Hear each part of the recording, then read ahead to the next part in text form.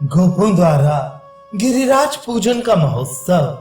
श्री नारद जी कहते हैं, साक्षात श्री नंद नंदन की ये बात सुनकर श्री नंद और सनंद आदि ब्रजेश्वर गण बड़े विस्मित हुए।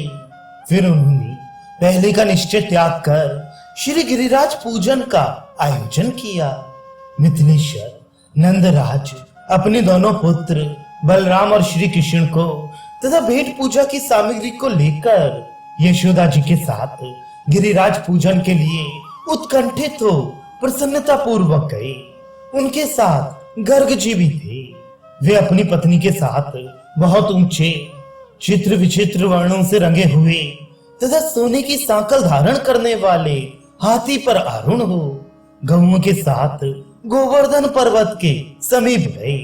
मानो इंद्राणी के साथ इंद्र ऐरावत पर आरूढ़ हो शरद ऋतु के श्वेत बादलों के साथ उपस्थित हुए हों। नंद, उपनंद और वृषभानु गण अपने पुत्रों, पोतों और पत्नियों के साथ यज्ञ का सारा संभार लिए गिरिराज के पास आ पहुंचे। सहस्त्रों बाल रवि की दीप्ति से प्रकाशित शिविका में आरूढ़ हो दिव्य वस्त्रों तथा रत्नमय आभूषणों से विभूषित श्री राधा सखी समुदाय के साथ वहां आकर उसी प्रकार सुशोभित हुई जैसे शची, चकोरी और भ्रमरियों के साथ शोभा पाती हूँ। राजन, श्री राधा के दोनों बगल में आई हुई विविध अलंकारों से अलंकृत तथा करोड़ों सखियों से आवृत दो सर्वश्रेष्ठ चंद्रमुखी सखियां ललिता और विशाखा चारों चंबड़ डुलाती हुई शोभा पाती थी। नरेश्वर इसी प्रकार रमा, विरजा, माधवी, माया, यमुना और गंगा आदि आधा एक मिनट पहले से 32 सखियां, 8 सखियां, 16 सखियां और उन सबके यूथ में सम्मिलित असंख्य सखियां वहां आई। मिथिला निवासिनी, कौशल प्रदेश वासिनी तथा अयोध्यापुरी निवासिनी श्रुति रूपा, ऋषि रूपा, यज्ञ सीता स्वरूपा तथा वनवासिनी गोपियों का समुदाय भी वहां उपस्थित हुआ। रमा आदि वैकुंठ वासिनी देवियां, वैकुंठ से भी ऊपर के लोकों में रहने वाली दिव्यांगनाएं, परम उज्ज्वल श्वेत द्वीप की निवासिनी बालाएं और ध्रुव आदि लोकों तथा लोकाचल में रहने वाला देवी रूपा गोपांगनाओं का दल भी वहां आ गया। जो समुद्र से उत्पन्न लक्ष्मी की सखियां थीं, दिव्य गुण त्रयमयी अंगनाएं थीं, अदिव्य विमानचारियों की वनिताएं थीं, जो औषधि स्वरूपा थीं, जो जालंधर के अंतःपुर की स्त्रियां थीं, जो समुद्र कन्याएं थीं तथा जो बहिष्मती नगरी तथा सुतल आदि लोकों में निवास करने वाली थी।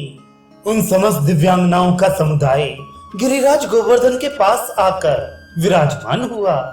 इसी प्रकार अप्सराओं, समस्त नाग कन्याओं तथा व्रजवासिनियों के यूथ भी वस्त्राभूषणों से विभूषित हो हाथों में पूजन सामग्री और प्रदीप लिए गिरिराज के पास आ पहुंचे।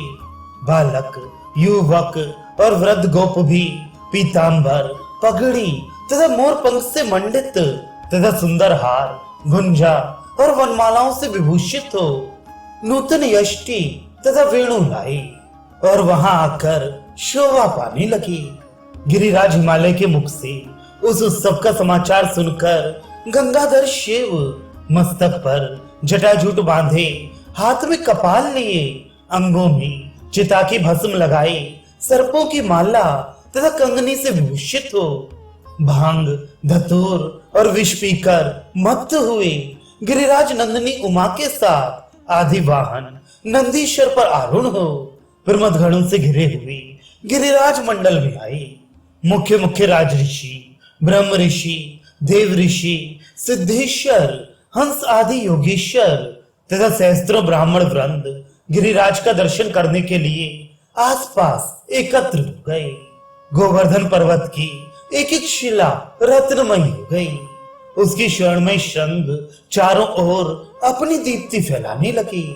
राजन, वह पर्वत मतवाले भ्रमरों तथा निर्जल शोभित कंदराओं से उन्नत काय गजराज की शोभा धारण करने लगा। उसी समय मेरू और हिमालय आदि गिरीन्द्र दिव्य रूप धारण करके भेंट और मांगलिक वस्तुएं हाथ में लिए मूर्तिमान गोवर्धन को प्रणाम करने लगी।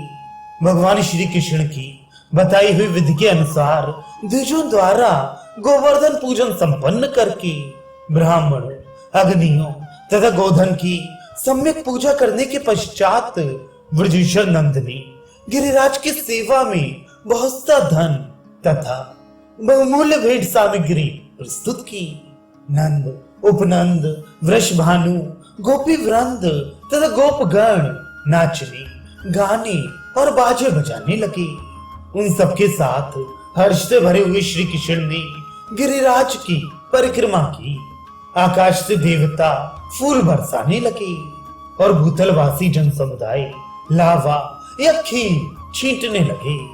उस यज्ञ में गिरिंद्रों का सम्राट गोवर्धन लोगों से घिरकर किसी महाराज के समान सुशोभित होने लगा। साक्षात श्री कृष्ण भी विरज स्थित शैल गोवर्धन के बीच से एक दूसरा विशाल रूप धारण करके निकले और मैं गिरिराज गोवर्धन हूँ, यूं कहते हुए वहां का सारा अन्नकूट भोग लगाने लगे। गोपालों और गोपियों के समुदाय में जो मुख्य मुख्य लोग थे, उन्होंने गिरि का ये प्रभाव अपनी आंखों से देखा तथा गिरिराज को वहां वर देने के लिए उद्यत देख सबके सब आश्चर्यचकित हो उठे। सबके मन में अपूर्व उल्लास छा गया। उस समय गोपों ने कहा, प्रभु, आज हमने जान लिया कि आप साक्षात गिरिराज देवता हैं। स्वयं नंद नंदन ने हमें आपके दर्शन का अवसर दिया है। आपकी कृपा से हमारा गोधन और बंधु वर्ग प्रतिदिन इस भूतल पर वृद्धि को प्राप्त हो। ऐसा ही होगा। यूं कहकर किरीट और केयूर आदि आभूषणों से मनोहर अंग वाले दिव्य रूपधारी गिरिराज गोवर्धन क्षण भर में वहां उनके निकट ही अंतर्धान हो गए। तब नंद, उपनंद, वृषभानु, बलराम, वृषभानुराज सुचंद्र, श्री नंदराज, श्री हरि एवं समस्त गोप गोपीगण अपने गोधनों के साथ वहां से चले।